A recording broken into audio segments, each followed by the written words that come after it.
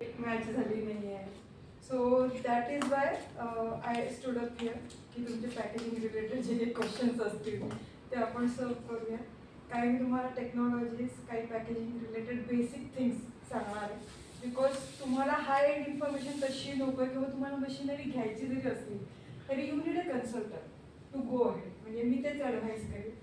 But एक जो generic information हवी आहे, जसं आता मॅडमनी प्रिझर्वेशनबद्दल सांगितलं, सो ती तरी मिळावी ॲटलिस्ट. पॅकेजिंग काय आहे आणि पॅकेजिंग प्रिझर्वेशन करता कसं महत्त्वाचं आहे, जसं मार्केटिंग करता महत्त्वाचं तसंच प्रिझर्वेशन करता आहे.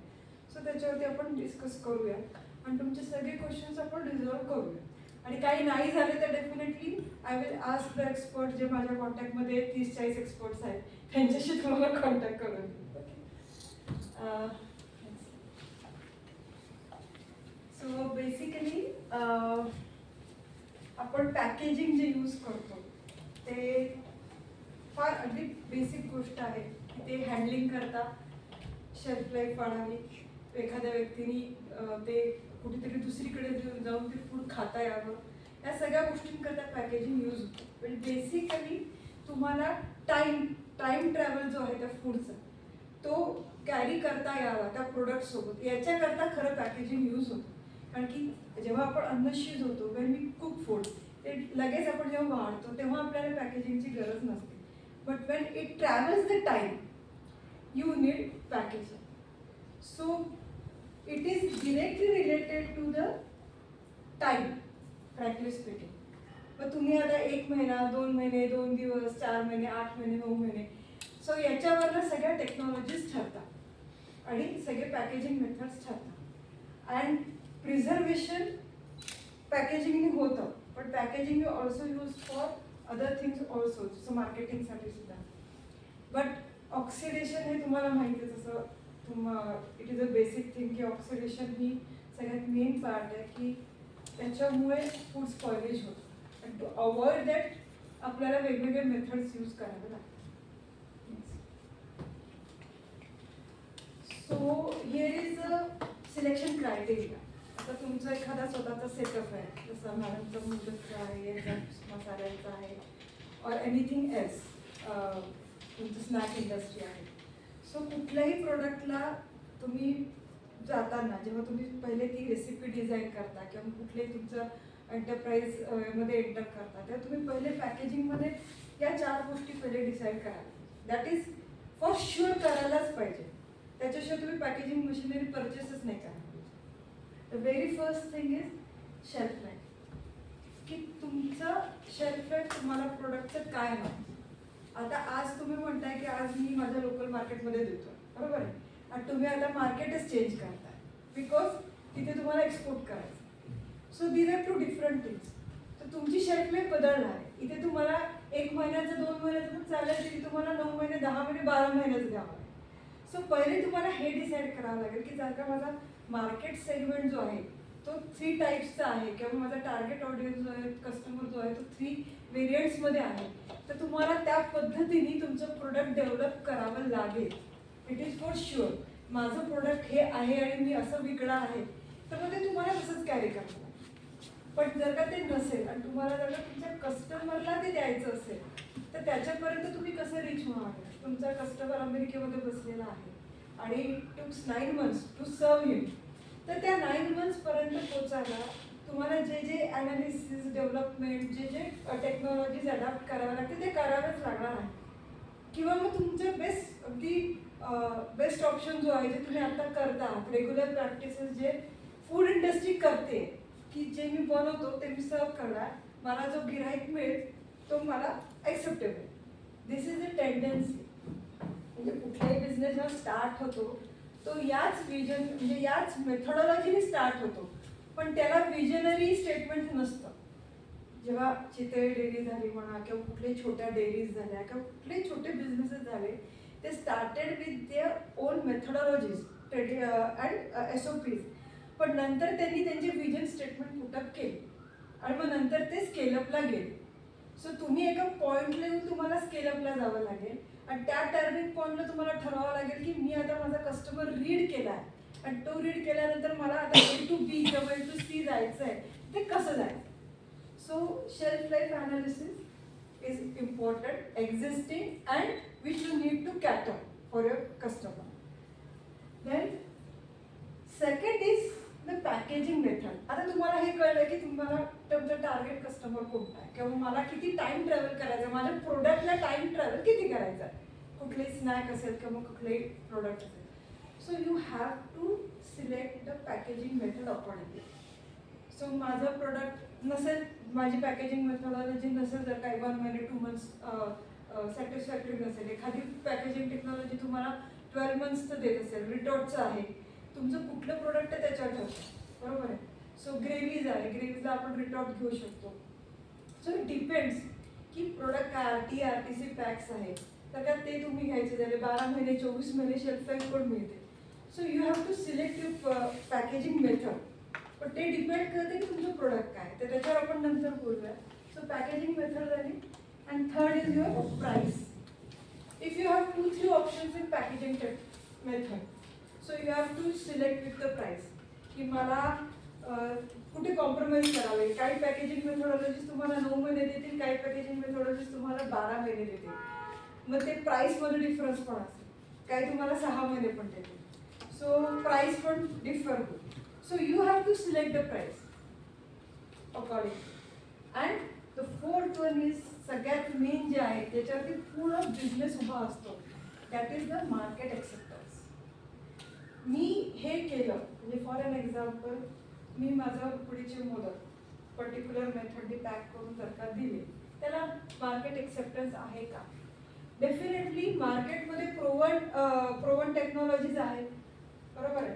म्हणजे जे आपण स्नॅक्ससाठी म्हणतो किंवा स्वीट्स करता म्हणतो किंवा डेअरी इंडस्ट्री करता म्हणतो किंवा फ्रीज ड्राईड प्रोडक्ट करता म्हणतो, प्रोवन टेक्नॉलॉजीज आहे.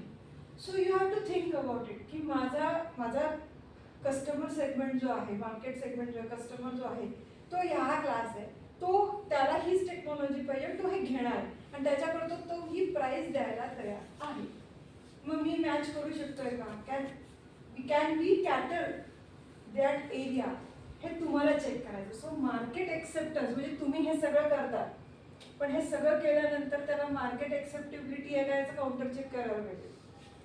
तुमचं इनोव्हेशन, तुमचं प्रोडक्ट डेव्हलपमेंट, तुमची प्रोसेस, तुमची रेसिपीज, हे सगळं जे काही आहे हे तुम्हाला शेवटी मार्केटपर्यंत पोहोचवायचं. सो कुठल्याही प्रोडक्टला थोडंसं पुढे नेताना, स्केलअप करताना, तुम्ही सुरुवात केली आहे ठीक आहे, पण स्केलेबिलिटीला जाताना मार्केट एक्सेप्टन्स आणि SOPs या तुम्हाला चेक कराव्याच लागते. Because if you are not ready to go with the market analysis, market acceptance काय आहे तुमच्या प्रोडक्टचं, तर it is bound to fail. तुम्ही काहीतरी कोणताही पाथ न धरता, म्हणजे ते असं झालं की तुम्ही पेट्रोल भरलंय, गाडी सर्व्हिसिंग केली आहे, सगळं केलेलं आहे, बट तुम्हाला हेच माहिती नाही की जायचं कुठे. हे तशा पद्धतीचं लेमॅन लँग्वेजमध्ये आहे की you have to decide first की तुमच्या बिझनेसचा रोड मॅप काय, तुमचा टार्गेट कस्टमर काय आणि मला त्याला सर्व करताना काय काय मेहनत घ्यावी लागणार आहे आणि किती एक्सपेंडिचर्स पडणार आहे. So your business plan need to be very thorough in each and every point.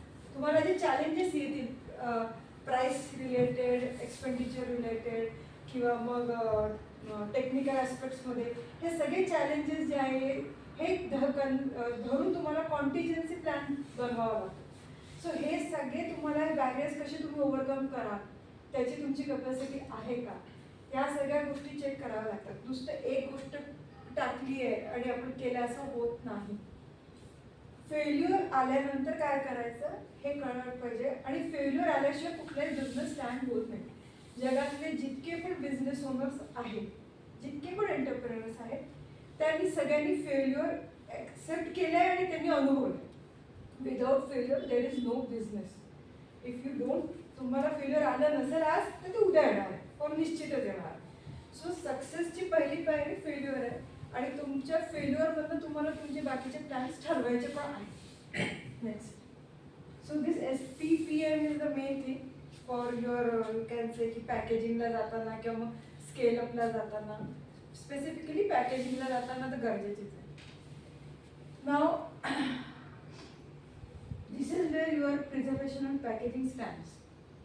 कारण की हा आपला हा जो सेमिनार आहे हा स्पेसिफिकली डिझाईन केलेला आहे प्रिझर्वेशन अँड पॅकेजिंग करता. तर as all of you have some challenges in preservation and packaging also, कुठे ना कुठे ते इंटर रिलेटेड. पण तुम्ही हे सॉल्व्ह करताना तुम्हाला एक सिम्पल मेथड आहे जी तुम्हाला फॉलो करायची सगळ्यांनाच. ही कॉमन म्हणजे generic this is a path. So तुम्हाला सगळ्यात पहिले तुमचे प्रोडक्ट COA शेल्फ लाईफ हे करून घ्यावं लागणार. ज्यांनी नाही केलं त्यांना ॲक्सिलरेटेड शेल्फ लाईफ किंवा रिअल टाईम शेल्फ लाईफ काढावी लागेल. ओके, त्याच्यानंतर तुमच्या प्रोडक्टमध्ये तुम्ही जे SOP प्रोसेस फॉलो करता, तुम्ही काय इन्ग्रेडियंट्स टाकता काय नाही टाकत, हे सगळं तुम्हाला चेक डाऊन करावं लागणार. हा जरा प्रायमरी पार्ट. सो याच्यावरनं तुम्हाला तुमचा करंट स्टेटस काय की तुमचं प्रोडक्ट कुठे स्टँड होतं ॲनालिसिस केलं. Then secondary is your customer acceptance. म्हणजे आता तुम्हाला जसं मी बोलले की मार्केट ॲक्सेप्टन्स वरनं तुमचं ठरणार आहे. सो ही शेल्फ लाईफ तुम्हाला ॲक्सेलरेट जर का करायची असेल, टाईम टेबल वाढवायचा असेल, okay, so extended shelf life हवी असेल तर तुम्हाला त्याच्यावरती काम करावंच लागेल. Okay, so now packaging method, material, sizes, design, quantity, cost, हे काम पण तुम्हाला करावं लागेल. मी तुम्हाला येथे सांगितलं की शेल्फ लाईफ वाढवायला XYZ इन्ग्रेडियंट टाकायचं, पण हे टाकल्यानंतर तुम्ही त्याचं पुन्हा तुम्ही ज्याच्यात पॅक करताय त्याच्यामध्ये इश्यूज असतील. How you are going to cope. सगळ्यात मेन प्रॉब्लेम इंडियन इंडस्ट्रीमध्ये काय असतो माहिती आहे का, इंटरनॅशनल मार्केटमध्ये तो प्रॉब्लेम नाही आहे. बिकॉज त्यांची जी प्रोसेसिंग लाईन आहे ते फॉलो करतात इंडस्ट्रियल नॉर्म्स आणि ते त्या सिस्टीम्सलाच फॉलो करतात. आपल्याकडे आपण शेडची हाईट कमी असली तरी चालते, खिडकी उघडी असली तरी चालेल, मॉइश्चर वाढलं तरी असलं तरी चालतं. सो आपल्याकडे आपण चालता चालता चालता या गोष्टी इतक्या करून घेतो की ते प्रोडक्ट जे आहेत ते दबून जातं आणि ते कोपअप होत नाही. सो आता आम्ही दिनशाचं प्रोडक्ट देतो त्याच्यामुळे त्यांनी त्यांच्या ऑफिसमध्येही पाठवली आहे, चलता है या नाही चलता. सो त्यांनी हे वाक्यच लिहून ठेवलं. So you have to follow the system. तुम्हाला ते माझी रूम ड्राय नसली तरी चालेल, मग काय म्हणतात तुम्ही जे तुमचे कंटेनर्स आहेत ते ओपन ठेवले तरी चालतील. बऱ्याच गोष्टी आहेत. म्हणजे मी एक सांगत गेली तुमच्या प्रोसेसिंग लाईनमधल्या चुका, तर तिथेच ढीकभर आहेत की जिथे प्रिझर्वेशनचे केमिकल सोडा ते नंतरची गोष्ट आहे. पण तुम्ही तुमच्या ज्या SOPs आहेत, जी तुमची प्रोसेस आहे तीच प्रॉपर नाही तर तुमचं प्रिझर्वेशन तर नंतरची गोष्ट आहे. फूड प्रिझर्वेशन कधी येतं माहिती आहे का, जेव्हा तुम्ही सगळं चांगलं बनवलंय पण ते राहत नाही. पण तुमचं चुकतं कुठे माहिती आहे का, तुम्ही तुमच्या सोयीनुसार सगळं करता, तुमच्या सोयीनुसार. त्या प्रोडक्टला जे गरजेचं आहे त्याच्या सोयीनुसार नाही, तुमच्या सोयीनुसार तुम्ही ते सगळं बनवता आणि मग नंतर तुम्हाला ती प्रिझर्वेशन की शेल्फ लाईफ मिळत नाही आणि मग नंतर तुम्हाला असं वाटतं की मला याला प्रिझर्व करायला पाहिजे. हे चुकीचं आहे. जुन्या काळामध्ये ट्रेडिशनल मेथड्समध्ये जे आपले ॲन्सेस्टर्स होते त्यांना प्रिझर्वेटिव्ह माहितीच नव्हते. ते कॉमन सॉल्ट, साखर बिखर हे सगळं घेऊन ते फूड प्रिझर्व करायचे. शिवाजी महाराज सुद्धा, त्यांची सेना सुद्धा, त्यांचा जो हे जायचा,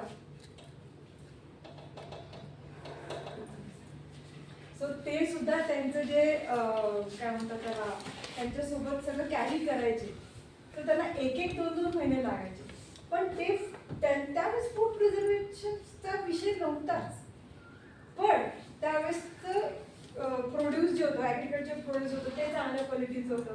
त्याच्यानंतर प्रोसेसिंग टेक्निक ज्या होत्या त्या चांगल्या होत्या. सो या सगळ्या गोष्टी ज्या आहेत त्या मॅटर करतात. So when you are saying you are having snack industry, okay, so definitely snack industry ही खूप मोठी इंडस्ट्री आहे. And if you are saying की मी फरसाण बनवला आहे किंवा मग गाठी बनवला आहे, हे जे काही आहे, सो त्याला तर ड्राईड ॲटमॉस्फिअर पाहिजे, तुम्हाला क्लोज पाहिजे. तुम्ही सगळ्या याच्यामध्ये सॉल्ट वापरता, ओके. सो तुम्हाला माहिती असेल की salt is having tendency of hydration या सगळ्या गोष्टी, okay. So you have to थोडासा एक तो बेसिक थिंग आहे की तुम्ही कुठलेही प्रोडक्ट जेव्हा बनवताय तेव्हा ते बनवल्यानंतर तुम्ही त्याला NTP जेव्हा होईल तेव्हा तुम्ही त्याला क्लोज सिस्टीममध्ये ठेवा, त्याला प्रॉपर प्रिझर्व व्हायला पाहिजे. मग आयदर ते तुमचं 150 किलो असो किंवा 1 टन. हां, सो डिह्युमिडिफायर्स झाले किंवा मग तुमचे ड्राय एअर ब्लो करू शकता किंवा मग ॲटलिस्ट ते जे तुमचे कंटेनर्स आहेत त्याला लीड ठेवणे. ओके, तुम्ही जर का 1-1 तासाचं रिटेन्शन टाईम ठेवलं ट्रॅव्हल करायला, it is going to absorb the oxygen, hydro, जे काही आहे ॲटमॉस्फिअरमध्ये, and that is going to मग तुमच्या ते सगळ्या प्रिझर्वेशनवरती नाटक आहे. तुमच्या रेस्टॉरंटमध्ये सुद्धा सगळ्यात मेन काय असतं, तुम्ही जेव्हा ग्रेव्हीज किंवा बाकीच्या गोष्टी बनवता, प्रिपरेटरी इन्ग्रेडियंट्स बनवता, तर ते केल्यानंतर ते तुम्ही ओपन ठेवता, बरोबर, आणि ते तुम्ही खूप आधी करून ठेवता. तो ती दॅट इज म्हणजे मी असं म्हणणार नाही, आपल्याला ते टाईम मॅनेजमेंट हवा असतो म्हणून आपण ते आधी करून ठेवतो, पण ते तसं नाही व्हायला पाहिजे. कारण की तुम्ही जितकं फ्रेशमध्ये जाल आणि जितकं तुम्ही ते क्लोज सिस्टीममध्ये ठेवाल, दॅट इज बेटर. आणि तुम्ही त्याच्यामध्ये सॉल्ट कधी टाकता की नाही टाकता, त्याच्यामध्ये थोडं ऑइल टाकता का, सो हे पण मॅटर करतं. तर या सगळ्या गोष्टींनी काय होतं की तुमची प्रिझर्वेशनची जी प्रोसेस आहे ती रिटार्ड होते. आणि पॅकेजिंगवरती तर आपण येतोच आहे, पण या गोष्टी कन्सिडर करून तुम्हाला हे ठरवायचं. म्हणजे तुम्ही पहिले तुमचा स्वतःचा बिझनेस ॲनालिसिस करणं गरजेचं आहे, तेव्हा कुठे ते प्रिझर्वेशन पॅकेजिंग होणार, म्हणजे तुम्ही कुठे कुठे चुकता आहात या स्टेजेसवर. And then is our packaging market testing prototype. Okay, आता पुण्यामध्ये असे बरेच लोक आहेत की जे कॉन्ट्रॅक्ट पॅकेजिंग पण करून घेतात. If you want some address leads I can provide. तर तुम्हाला जर का प्रोटोटाईपला जायचं असेल तर तुम्ही त्यांच्याकडनं करून घेऊ शकता की माझं एक प्रोडक्ट आहे, 50 किलो 100 किलो त्यांच्याकडनं करून टेस्टिंग करून. प्रोटोटाईपमध्ये जाणं का गरजेचं आहे, तुम्हाला नाही, इफ यू फाइंड इट की उद्याचं चॅलेंजिंग आहे, तर या सर्व्हिसेस ऑलरेडी कॉन्ट्रॅक्ट पॅकेजिंगच्या अवेलेबल झालेल्या आहेत. So it is best to go ahead with that option also. आणि हे सगळं स्टडी केल्यानंतर you can go for packaging methodology और technology which you need to opt.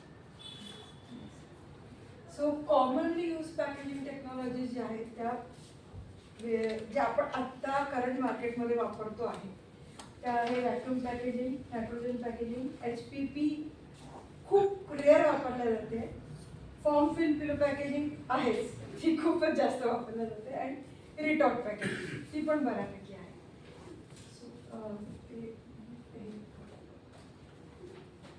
So this is our vacuum.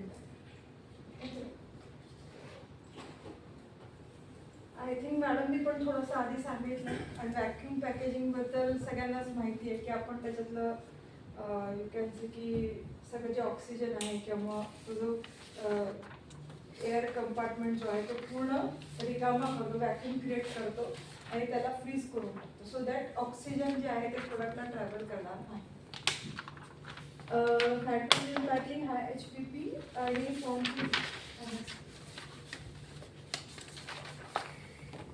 बाकीच्या technologies मी नंतर सांगेन. या ज्या आहेत या आत्ता करंट टेक्नॉलॉजी ज्या आहेत ते 1-2 दिवस जे चालतं आपलं टेम्पररी फ्रेश फूड्स करतात, त्याच्याकरता आपण हे वापरतोय, बायोडिग्रेडेबल पॅकेट्स वापरतो, बॉक्सेस वापरतोय, त्याच्यानंतर टेकअवेज, हॉटेल इंडस्ट्री करता टेकअवेज करता हे कॅन्स वापरतोय.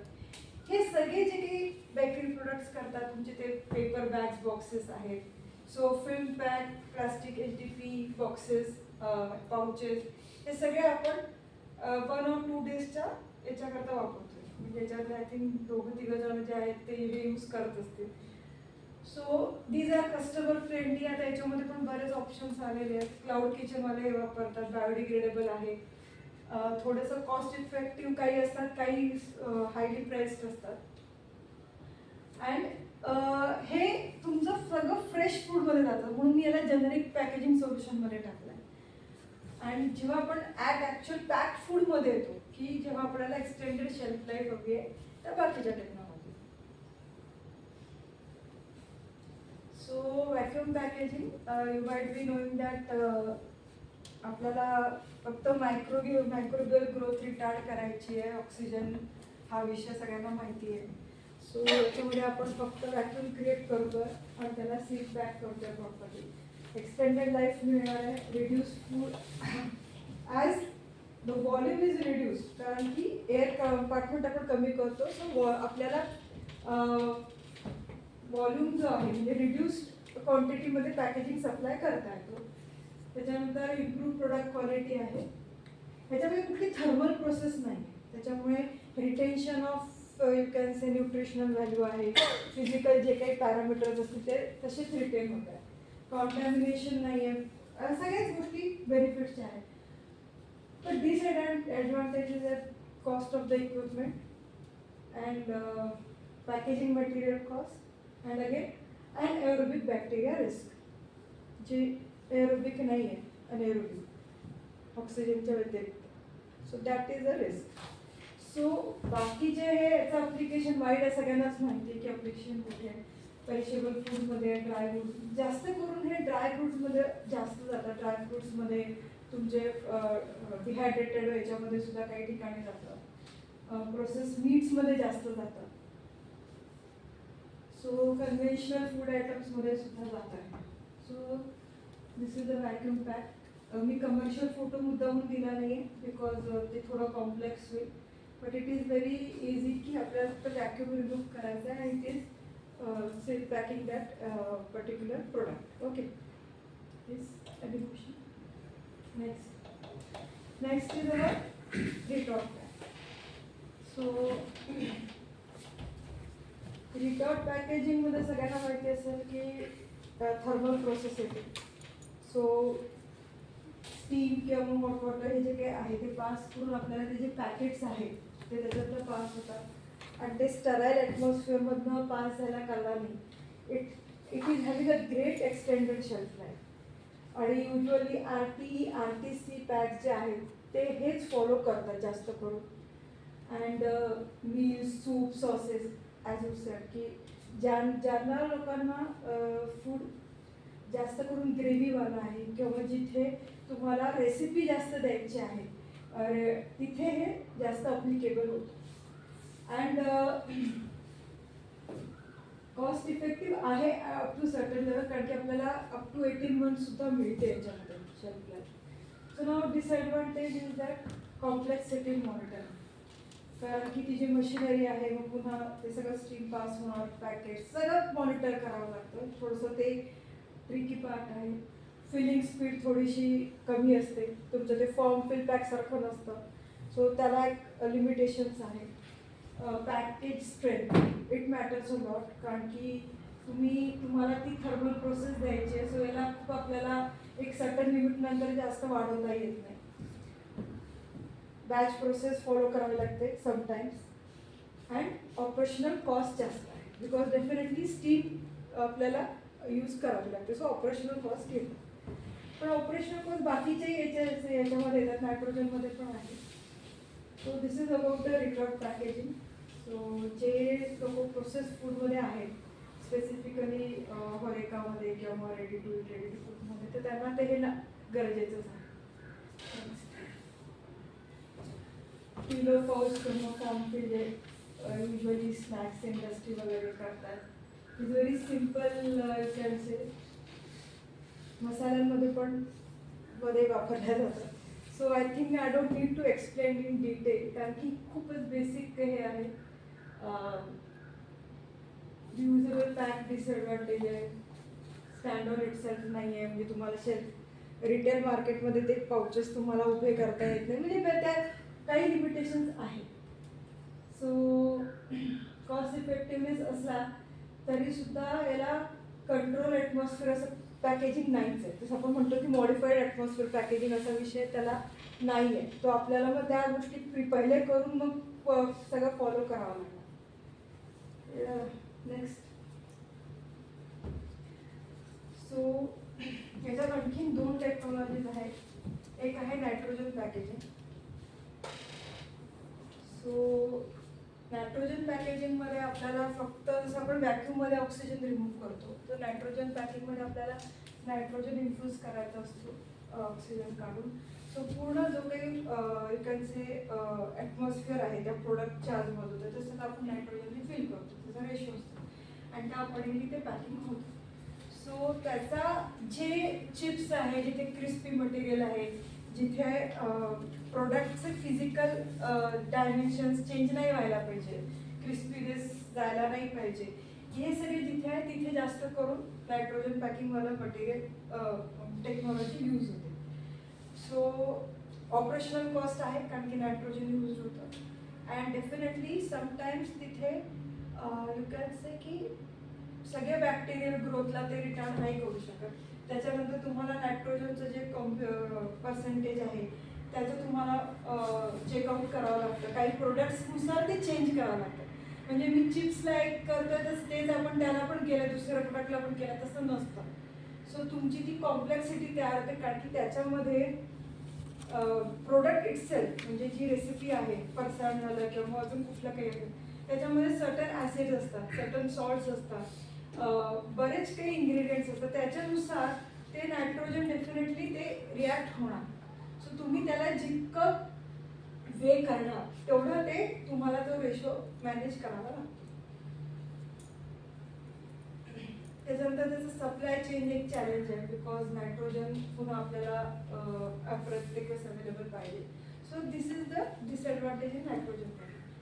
And HPP high pressure processing he technology आहे जी वापरला नाही जात आहे खूप ठिकाणी, फार रेअर ठिकाणी वापरला जाते because it is highly cost, but it is very much pretty you can say की ज्याच्यात हायर आपल्याला शेल्फ लाईफ मिळेल. आणि basically it is a cold pasteuriser. HPP म्हणजे तुम्हाला आयसोस्टॅटिक प्रेशर जे आहे ते 600 MPa पर्यंत बाय वॉटर जे देतं त्याच्यामध्ये ते पाउचेस जे आहेत आयदर फिल्म पाउचेस जे काही असतात ते तुम्हाला त्या प्रेशरला ट्रीट करावं लागतं. सो त्या प्रेशरला तुमची बॅक्टेरियल ग्रोथ किंवा पॅरासायटिक ग्रोथ किंवा फंगल ग्रोथ ती स्टँड होत नाही त्या प्रेशरला. सो ती इनॅक्टिव्ह होते म्हणून त्या प्रेशरला ते सगळं हे करतात आणि म्हणून ती शेल्फ लाईफ आपल्याला मिळू शकते. सो याची टेक्नॉलॉजी आणि याची ऑपरेशनल कॉस्ट हायर आहे. So that is why you can say की मोठे हायर जे प्रोजेक्ट्स आहेत मोठ्या कॉस्टचे ते डेफिनेटली ते गो फॉर देट. बट ही टेक्नॉलॉजी फार इंडियामध्ये काही ठिकाणी फक्त यूज होते. सो स्पेसिफिकली रेडी टू ईटमध्ये आणि सी फूड्स करता ती जास्त यूज होते. याचा डिसएडव्हान्टेज असा आहे की जिथे वॉटर कंटेंट जास्त आहे ज्या प्रोडक्टला किंवा जिथे पोर्स जास्त आहे, पॉकेट जास्त आहे, त्या प्रोडक्ट करता ही HPP टेक्नॉलॉजी यूज होत नाही. So these are all the technologies which are commonly use in the food process industry. So you can ask any questions you have. Any questions?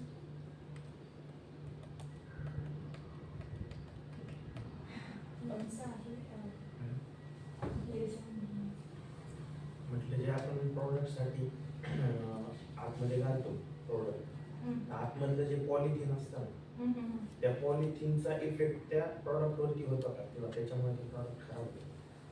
त्याच्यामुळे नाही. आता तुम्ही फूड ग्रेड सगळं material use करा, त्याची film किती आहे काय आहे हे आता तुमचं काही ठिकाणी हेही असतं की जे मटेरियल येतं तुमचे फिल्म पॅक्स जे येतात ते कॉन्टॅमिनेटेड आहेत का हे सगळं चेकआउट करावं. म्हणजे ॲक्च्युअली फूड ग्रेड आहे त्यांनी फरक पडत नाही, पण आता त्याची स्ट्रेंथ किती आहे ते त्याला गरजेचं आहे का, ते कॉन्टॅमिनेटेड आहे का, या सगळ्या गोष्टी मॅटर करतात. तुम्ही त्या प्रोडक्टमध्ये सुद्धा काय टाकलं आहे त्याच्यावरनं सुद्धा ठरतं. बट बेसिकली तुम्ही जर का म्हटलं की आपण एक साधारणतः कुठले एकदम साधे मिल्क पाउचेस आपण डेली यूज करतो. सो इट इज नॉट काही ते काही खूप हाय स्ट्रेंथचे नाही आहे, पण ते 2 दिवसाला जातात, यायला जातात. सो त्याची स्ट्रेंथ किती दिवस जाणार आहे, तुमच्या प्रोडक्टची pH काय आहे, सगळ्या गोष्टींवर ठरतंच ना. सो पण त्याचा काही ॲडव्हर्स इफेक्ट होत नाही unless and until it is contaminated. Bakery प्रोडक्टसाठी व्हॅक्यूम पॅकेजिंग चांगली की नायट्रोजन पॅकेजिंग चांगली? Which one is better? नाही, व्हॅक्यूमला तर ते जाऊ शकत नाही. म्हणजे बेकरीचे काही आयटम्स म्हणजे काही लिमिटेड आयटम्सच ते बेकरीला घेऊ शकतात, सगळे नाही घेऊ शकणार. बरोबर. आणि नायट्रोजन म्हणाल तर आय डोंट थिंक सो की it is feasible, because again त्यांचं बेकरी प्रोडक्ट कोणतं आहे ते, त्याच्यामध्ये शुगर कोटिंग आहे का, त्याच्यात आणखीन काही टाकलं आहे का, ड्रेसिंग्स केले आहेत का, हे सगळं मॅटर करतं. सो एक्झॅक्टली नुसतं ते क्रिस्पी बेकिंग प्रोडक्ट आहे काय नक्की काय आहे त्याच्यावरनं ते ठरेल की त्याला कुठलं द्यायचं आहे. पण mostly they can go for vacuum, I can suggest, किंवा मग साधं पॅकिंग पण करू शकतात, कारण बेकरी प्रोडक्ट लोक फ्रेश खातात. सो जर का तुम्हाला असं तुमचं काही इनोव्हेटिव्ह प्रोडक्ट आहे तरच तुम्ही ते एक्सपोर्ट करा. लोकल मार्केटमध्ये कोणी 4 महिने 5 महिने डेट लिहिलेलं बेकरी प्रोडक्ट खाणार नाही, म्हणजे मी तरी नाही खाणार. So why to extend shelf life उगाच, बिकॉज मला ते वाढवायचं म्हणून. You have to serve the bakery industry need to be serve in a fresh category. तुम्ही एक्सपोर्टमध्ये असाल किंवा मग तुमच्या प्रोडक्टला ती डिमांड असेल, काहीतरी स्पेसिफिकली बनवलं असेल, बनवलं असेल की ज्याला हाय डिमांड आहे, तो मार्केटमध्ये जातोय बाहेर, then it is okay. But if it is a generic bakery product then there is no need, because तुमचा जो कस्टमर आहे 95% कस्टमर जे इंडियन्स आहेत ते लोक फ्रेश बेकरी प्रोडक्टचं खाणार. मी उद्याच्या परवाच्या डेटची ब्रेड खाणारच नाही. उद्याची डेटचं म्हणजे ते आपण म्हणतो की आजचं डेट टाकलेली की आज आलेली आहे पॅक्ड टुडे, तीच आपण शक्यतो घेतो. So why to extend shelf life, ती मार्केटच होणार नाही. मॅम आम्ही चीज केक आणि ब्राउनीज बनवलेले आहे. त्यात आम्ही 8 महिन्यापर्यंत फ्रीज करून त्यांची शेल्फ लाईफ वाढवली आणि आम्ही सप्लाय करतो दुसऱ्या रेस्टॉरंटला. तर frozen can be a technology. हो, फ्रीज युजली आता सगळे केक जे आहेत ते लोक रेफ्रिजरेट करतात आणि त्याला फ्रीज तुम्ही टेम्परेचर जेव्हा तुम्ही लोअर करता तर ते टिकणारच आहे. आणि बेकरी इंडस्ट्री जर का केक असेल किंवा बाकीच्या गोष्टी असेल तर तुम्हाला ती फ्रीज टेक्नॉलॉजी यूज करावीच लागेल. बट अगेन फ्रीजमध्ये तुम्हाला सप्लाय करताना म्हणजे तुमचं लोकल असेल तर ठीक आहे, पण तुम्हाला सप्लाय करताना तुम्हाला मग कोल्ड चेन लॉजिस्टिक वापरावं लागेल. दॅट इज अ चॅलेंज, किंवा मग you can say that is a additional त्याचं एक हे करावं लागेल.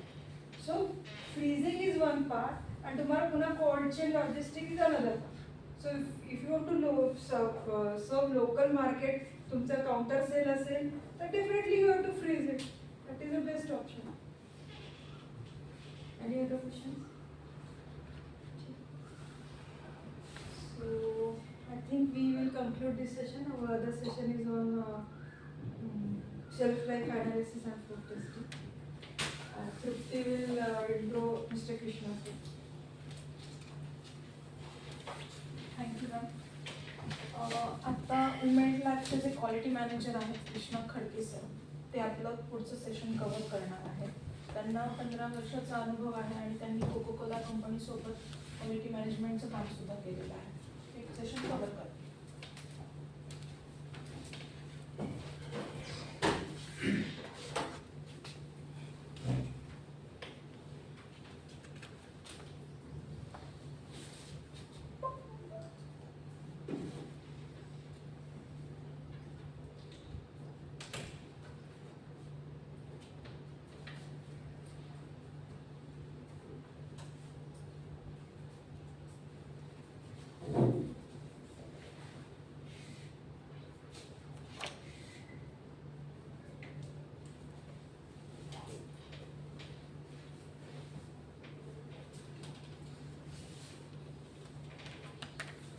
Good afternoon.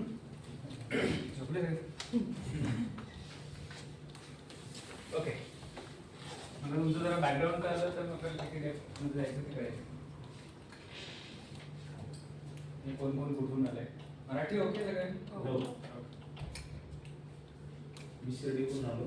काय बिझनेस तुमचा? आमचा नमकीनचा फारसा आणि नमकीन सेम. मी औंधवरून आलेलो आहे पुण्यात. ओके. फ्रोझन फूड काय काय काय तर बेसिकली आम्ही होरेकासाठी प्रोडक्ट्स बनवतो. ओके. हॉटेल रेस्टॉरंट केटरिंगसाठी, ज्यात ते आमच्या प्रोडक्टला डिरेक्टली ते कस्टमरला देऊ शकतात. ओके. तर त्यात soup, starters, main courses, biryani, अतिरिक्त मिक्स. येस, सूप, ग्रेव्हीज आणि स्टार्टर्स वगैरे पण आहे. टिक्की स्टार्टर्स ते पण. मी दौंडवरून आलोय. बेकरीचा बिझनेस आहे Okay. म्हणजे मॅन्युफॅक्चरिंग युनिट आणि पॅकेजिंग युनिट. ओके. मी स्वाती, मी रावेतवरून आली. माझा लॉगिनचा बिझनेस आहे. कसं झालं? इन्कम